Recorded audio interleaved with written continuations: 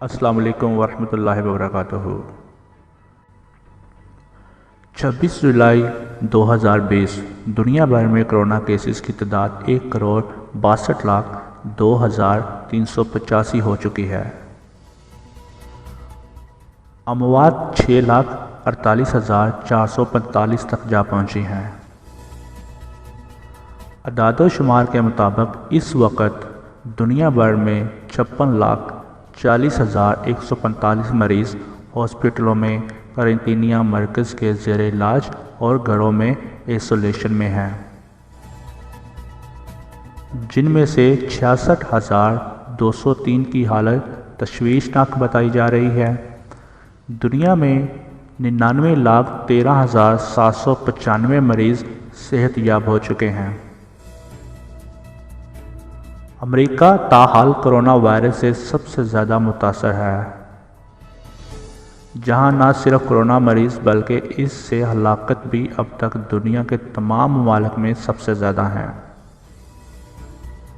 امریکہ میں corona virus سے اب تک 1,49,398 افراد کی موت ہو چکی ہے، جبکہ اس سے بیمار ہونے والوں کی مجموعی تعداد 43,15,709 ہو چکی ہے۔ امریکہ میں 21,04,619 مریض ہاسپٹلوں میں، قرنطینہ مراکز میں زیر علاج اور گھروں میں آئسولیشن میں ہیں، جن میں سے 18,984 کی حالت تشویشناک ہے، جبکہ 20,61,692 کرونا مریض اب تک صحت یاب ہو چکے ہیں۔ کرونا وائرس کے مریضوں کی تعداد کے حوالے سے ممالک کی فہرست میں برازیل دوسرے نمبر پر ہے، جہاں یہ وائرس 86,496 زندگیاں نگل چکا ہے، جبکہ کرونا مریضوں کی تعداد 23,96,434 تک جا چکی ہے۔ بھارت میں کرونا وائرس کے مریضوں کی تعداد میں تیزی سے اضافے کے ساتھ اس فہرست میں تیسرے نمبر پر پہنچ گیا ہے، جہاں کرونا وائرس سے 32,096 ہلاکتیں ہو چکی ہیں، جبکہ اس سے متاثر مریضوں کی تعداد 13,85,494 ہو چکی ہے۔